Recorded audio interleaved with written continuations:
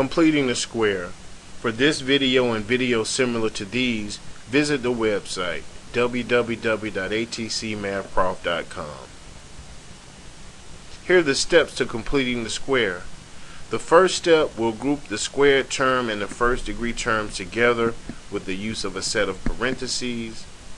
Second step will rewrite the equation so that the coefficient of our squared term is 1.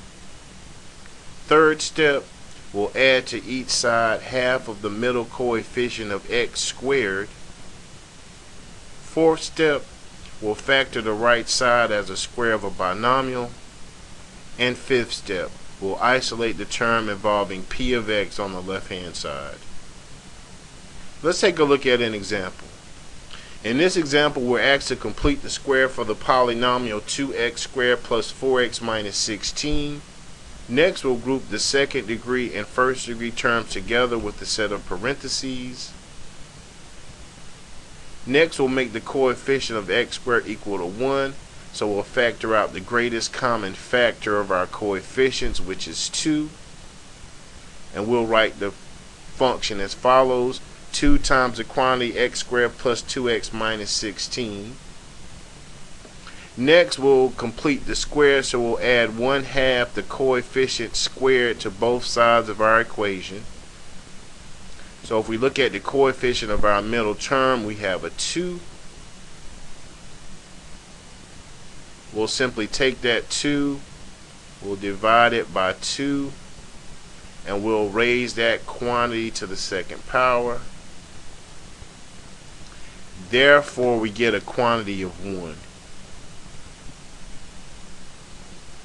So we'll add 1 to our right hand side of our equation. And notice we're going to add 2 to the left hand side of our equation.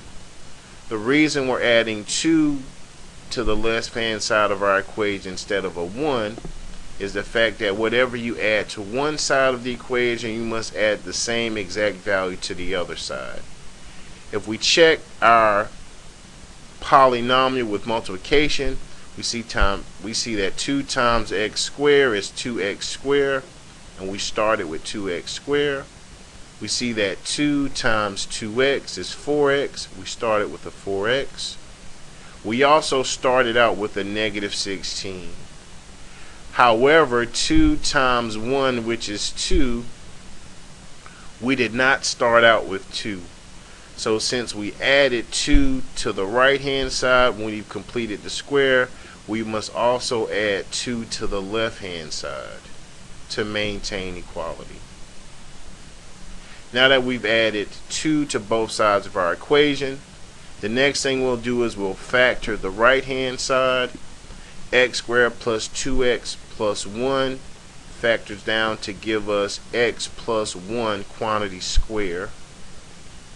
The next thing we'll do is isolate our p of x term on the left hand side, so we'll subtract 2 from both sides. And lastly, we'll simplify for our final result, which is p of x is equal to 2 times the quantity x plus 1 squared minus 18. Thanks for watching.